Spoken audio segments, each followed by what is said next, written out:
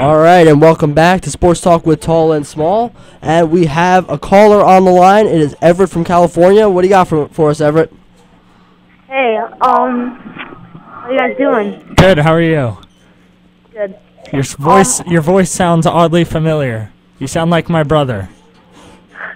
What do you got for us, big guy?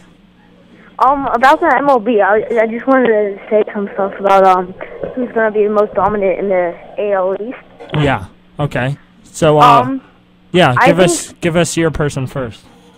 Okay, I think for the player, I think it's gonna be Carlos Pena because he's been showing up often and like he's been doing really well and hitting some home runs, and I think he's gonna be really good this season. That's a very great pick. We both looked at each other and.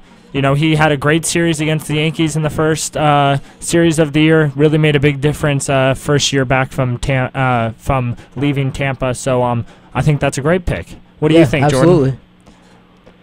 All right, Artie, who's your pick? I'm going to go with Curtis Granderson of the New York Yankees just because he really needs to have a big year again. He had a great year last year. The Yankees needed him. They wouldn't have been quite as good as a team as they were without him. So I think they definitely need him in there. Yeah, I mean, I'm going to go with Evan Longoria of Carlos Pena's teammate, the Tampa Bay Rays. Right now, he's leading the American League in batting average with .476. He's really one of the premier third basemen in Major League Baseball. They got a great pitching staff, but they're going to need some help from the offense, and it's got to be led by Evan Longoria. I mean, they're looking good right now. I mean, they're really, we're going to talk about the AL East now for a little bit. After 1 week, they're shaking up my view of the East. I was looking Yankees, Rays, Red Sox. Now, I don't know what the Red Sox are going to be, and I'm thinking Yankees maybe wild card and Rays winning the division. Yeah, I mean, the Rays really have surprised me thus far, and I think that they're going to be a team that's going to stick around. I don't want to take too much stock in the Red Sox early season woes, but they do have some serious problems with the bullpen that need to be addressed. Absolutely, they have the lowest run differential in the league at -16. They've given up 38 runs. They got to address some issues on the pitching staff. But the Rays, are very interesting because they're never looked at as really contender because they don't have a lot of big names, but they seem to perform well every year, and I think this year's going to be no different. Yeah, I definitely think that the Rays are quite surprising to me. I thought the Red Sox were going to be better, but as of right now, it doesn't look that way at all. So, I mean, we'll see how it all plays out. All right, we're going to continue on with some more baseball. I want to know who, after 1 week of the season, who looks like the best team in Major League Baseball to you? I think the Rays have to be that team. We saw what they did to the Yankees, swept them quickly down in Tampa. Then they go up to Detroit, and they're down. Verlander's throwing a one-hitter against them going into the ninth, and they come out and put up 4 runs to win the game. I think that's very impressive. They're surprising me the most thus far. I'm gonna have to go with the Detroit Tigers. I know they got beat by the Rays, but I think at 4-1 they have 2 of the top hitters so far this season, Austin Jackson and Miguel Cabrera, and they've really just shown such offensive explosiveness. And they still have Verlander. They have Doug Fister. They have a talented bullpen. I personally picked Detroit, along with also the new addition of Prince Fielder. I think Detroit is the best team in Major League Baseball after 1 week. Yeah. So now I want to shift to your most surprising team. I'm going to go with the St. Louis Cardinals. I know that they have a lot of talent, but right now they are 5-2, but they're without Albert Pujols. I personally did not expect them to do that well without Albert Pujols. I mean, they're leading the league in runs, on base percentage, and slugging percentage, and they're only second to batting average to Detroit, and David Freese is continuing to be hot with 10 RBIs this season. I am thoroughly shocked that you did not say the New York Mets. How could they not be the most surprising team? The 2 losses recently. We're going to talk about them in a little bit, but they're looking to be dying down a little bit. I still think I was trying to surprise you, Artie. I think they're one of the most surprising. That you did surprise me. But you didn't surprise me as much as the Mets did. So I'm gonna go with them for my most surprising team thus far. All right, now I want to shift into some baseball news that's happened recently. Marlins manager Ozzie Guillen has just been suspended 5 games by the team for some comments that he made that were pro Cuban dictator Fidel Castro, which not many people are pro Fidel Castro. So now what are your thoughts on the suspension? I think that they needed to do something. You can't go out there, especially in Miami. It'd be a different story if it was a LA team. But Miami is where most of these Cuban defects go to. Mm-hmm. So it's a lot of their fan base. Yeah. So to have the head of the team, to what the fans view as the leader of the team, Ozzie Guillen, come out and say he loves Fidel Castro. And he can't believe that, he stayed in power so long, and he admires him for that. Ding, ding, ding. That's red flags all over the place. So I think that, it doesn't, he didn't need, sorry, I'm jumping around on my words here. He didn't need to be fired for this. But I think they needed to show something that to the Miami, this isn't to be accepted. They need to keep the fan base interested. Yeah. I mean, look, this is the one reason why I would never hire Ozzie Guillen as my manager. As great of a manager as he is, sometimes he just goes too far. He doesn't necessarily know when to stop. And you might say that I'm a little hypocritical because I love Rex Ryan, but Rex Ryan only talks about his team. Comments like this is not the first time Ozzie Guillen has done something like this. And it's too much of a distraction for your team, and you just don't need it, and it's not worth the money you're paying him. Yeah. So I mean, he, like you said, good manager.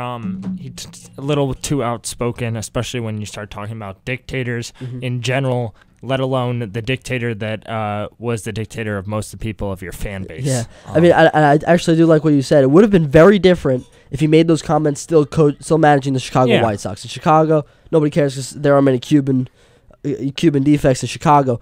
But Miami is basically like the hub. Yeah. That is where they go. And that and a lot of them are Miami Marlins fans, and you just, it's just that is the exact wrong place to say that.